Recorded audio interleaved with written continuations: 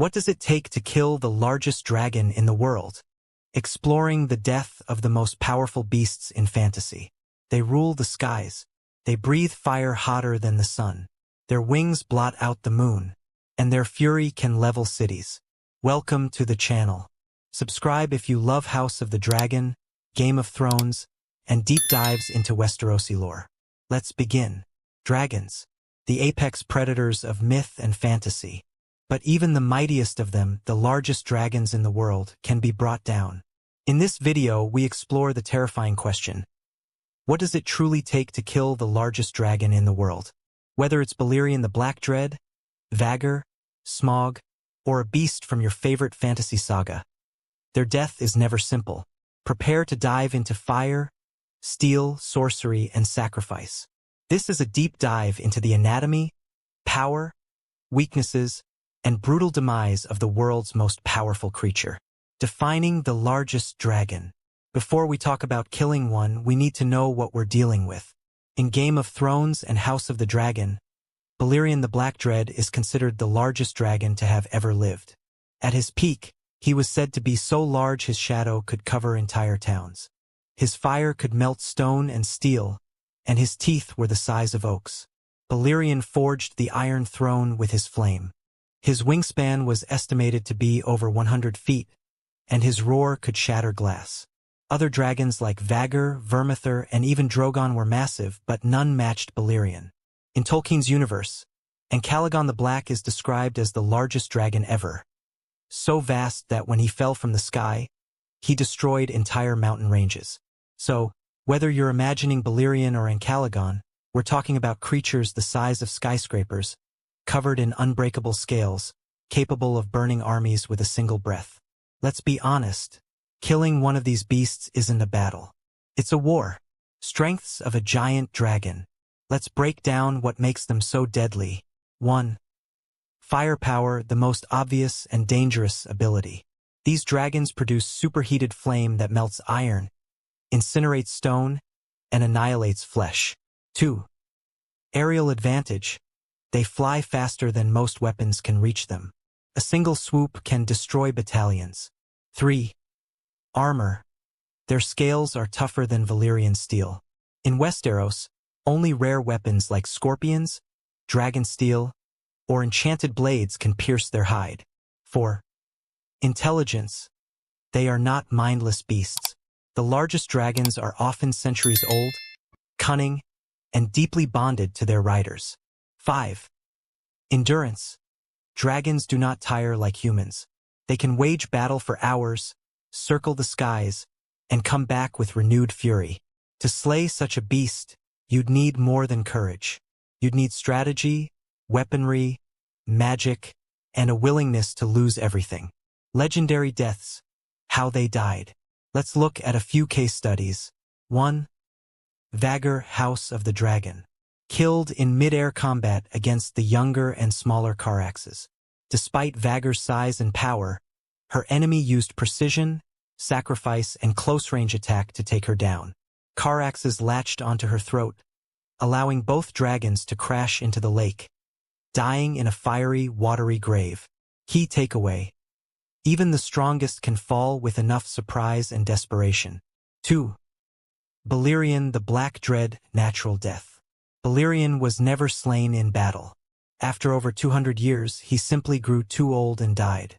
But in his final years, he bore massive wounds, hinting at a terrifying encounter in Valyria. His size made him unmatched, but even he wasn't invincible.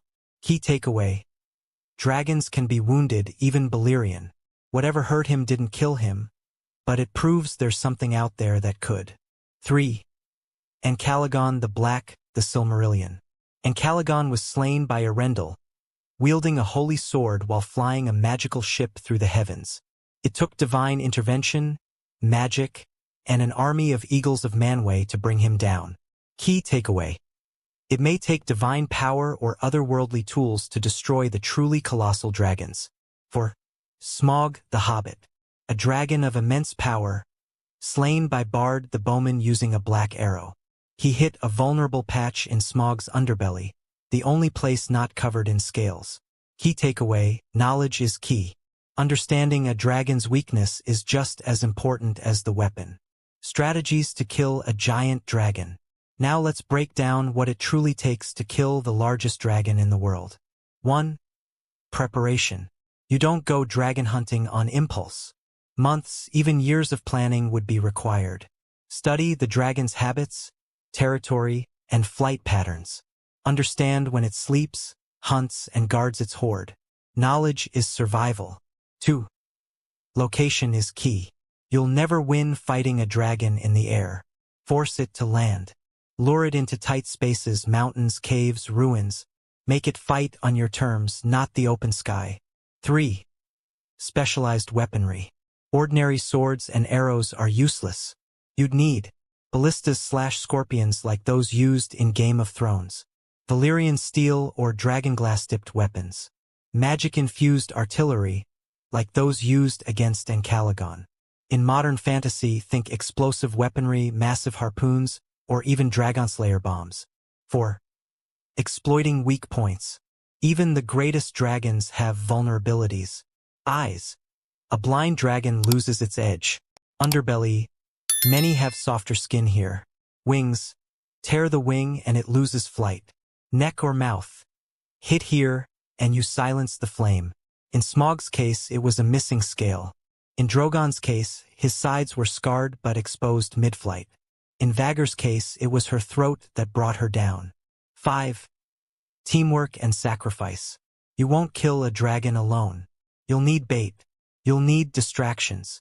You'll need archers, riders, and warriors willing to die. Often, the one who delivers the killing blow only succeeds because many others already failed. 6. Magic and ancient lore. Sometimes brute force isn't enough. In Tolkien's world, dragons are resistant to fire but vulnerable to divine power. In Westeros, old Valyria's blood magic was the only reason dragons could be controlled. You may need ancient relics, lost swords, or forbidden spells to counter a dragon's strength. Imagine combining a Valyrian blade with a magical curse. That might just tip the odds. What if the dragon has a rider? Now things get even more difficult. A bonded rider like Aegon the Conqueror or Daemon Targaryen can anticipate attacks, guide the dragon's flight, and use weapons mid-air. To win against both rider and dragon, you need to eliminate the rider first. Assassins. Arrows. Sabotage before the flight. In the Dance of the Dragons, riders killed each other in mid-air combat, falling from thousands of feet. Without the rider, a dragon can become enraged and wild. That's both a curse and a gift, because a wild dragon is powerful, but less coordinated. That may be your only shot. Could modern technology kill a dragon? Let's step into theory for a moment. If a giant dragon existed today, Balerion-sized, could we kill it? Possibly. Here's what we'd need. Missile guidance systems to aim for the neck or heart. Heat-seeking weaponry, since dragons radiate heat. Chemical agents to poison its food or water. Thanks for watching. If you enjoyed this video, like, subscribe, and tell us in the comments. Which dragon do you think is the hardest to kill? Could Balerion survive today's world?